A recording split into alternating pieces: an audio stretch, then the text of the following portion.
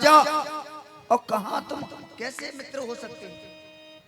सुदामा जी बोले बेटा ये हृदय का मामला है, तू नहीं जाने, तू नहीं जाने है? लेकिन तू कौन है कि भैया हम वो हैं केवट हैं, कहता तू हमको पार कर देगा? कहाँ? सुदामा जी आज नाम में बैठ गए, भैया ना रुक जाओ, ये नहीं कुछ करने देते। नाम में बैठ गए और बैठने के बाद में कहा कि पंडित जी बैठे तो गए, अब देवे लेवे के टाइम कछु है? सो सुदामा जी उतर गए। बोले भैया लेवे देवे की बात करें तो हमारे पास कछु ना है। तो बोले कि हम खाली हाथ कभी किसी को पार नहीं करते हैं, तो क्या करना पड़ेगा? कि कम से कम भजन तो गाना पड़ेगा। आज भगवान नाव चला रहे हैं, सुदामा जी भजन गा रहे हैं, और आज 15 मिनट के रास्ता में कम से कम 5 घंटा व्यतीत हो गए, क्योंकि भगवान भक्त के भाव में ऐसे रम गए हैं कि नाव को उसमें गोल गोल घुमा रहे। सायकाल का वक्त हुआ, पार कर दिया और कहा कि भैया यहाँ से द्वारका कितनी दूर है?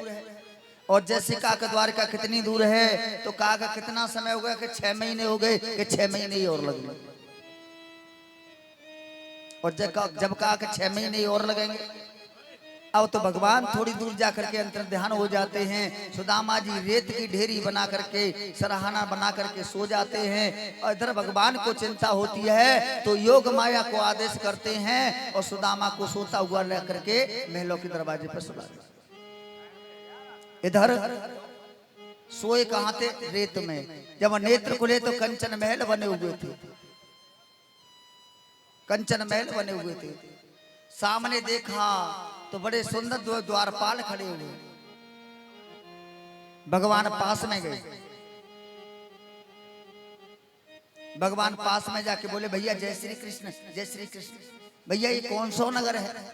कि ये द्वारका 6। और जैसे कहा कि ये द्वारका 6। सुदामा जी बोले भैया हमसे मजाक मत करो, सही सही बता ये कौन सा नगर है?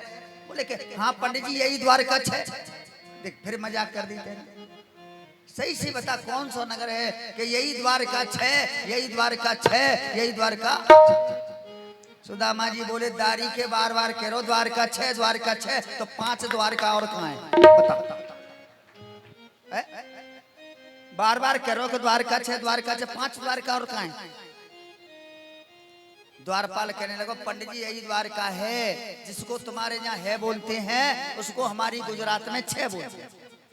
अच्छा ये बात है, ये तो बार बार 6 कह रो। भैया मेरे तो बीपी हाई लो है नहीं लगो, क्योंकि मैं मन में सोच रहा हूँ कि एक द्वारका को ढूंढते ढूंढते तो 6 महीना है, अब 5 द्वारका और कहाँ ढूंढूंगा? तो भैया हाँ यहाँ के जो वो राजा है श्री कृष्णचंद्र है, हाँ तो उनसे जाके कह दो कि उनके बचपन के मित्र मिलने के लिए आए।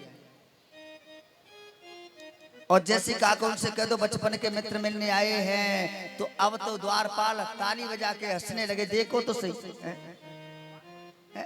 एक एक हड्डी चमक रही है, सिर पे कोई पगड़ी अगड़ी नहीं है, तन पे कोई स्वाफा नहीं है, पान में पनाही नहीं है, और हमारे द्वारकाधीश को अपना मित्र बना बता रहा। अरे पंडित जी जाओ, तुम्हारे जैसे 1000 रोज आते जाओ, हमारे प्रभु किस किस से रोज मिलेंगे, जाओ। सुदामा जी बोले कि भैया बात तो तेरी सत्य कह रहा है, बात तो तेरी सत्य है, तू सत्य बोल रहा, क्योंकि हमारी कंडीशन से तो यही लगता है कि हम मित्र नहीं, लेकिन हम बचपन के मित्र हैं। और तू हमसे कह रहा है बार बार जाओ, हम चले जाएंगे, लेकिन एक बार तू जाकर के उनसे पूछ ले, हमारा नाम बता देना और कह देना कि कोई ब्राह्मण आया है, अपना नाम सुदामा बता रहा है, अगर वो कहें तो मिलने देना, नहीं चले जाए। दूसरा द्वारपाल बोला कि सुनो भाई, ये भी सत्य कह रहा है कि चौक हमारे प्रभु कहते हैं कि गाय और संत ब्राह्मण के लिए मेरे लिए दरवाजे खुले गए। आज द्वारपाल गया और जैसे गया तो भगवान से कहने लगा, हाथ जोड़ के प्रणाम किया और कहने लगा प्रभु के शीस पगान जगा तन पे प्रभु, जाने को आए बसो के ही ग्रामा, धोती फटी सी लटी दुपट्टी अरो पाह पाहन की नहीं सामा, शीश पगान जगा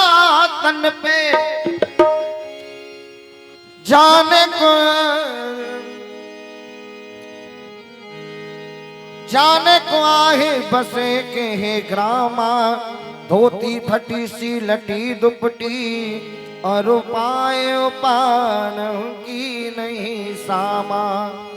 द्वार खड़ो द्विज दुर्बल एक, रहो चक सो सुविधा अभिरामा। पूछत दीन दयाल को धाम, बतावत आपनो नाम सुदामा। और देखिए आपके बीच में बड़ी सुंदर सी झांकी आएगी, सभी दर्शन करेंगे, उसके बाद में पूजन करेंगे, लेकिन कोई उठ करके खड़ा नहीं होगा अपनी जगह पे से। हाँ जी, गाना लगा दे।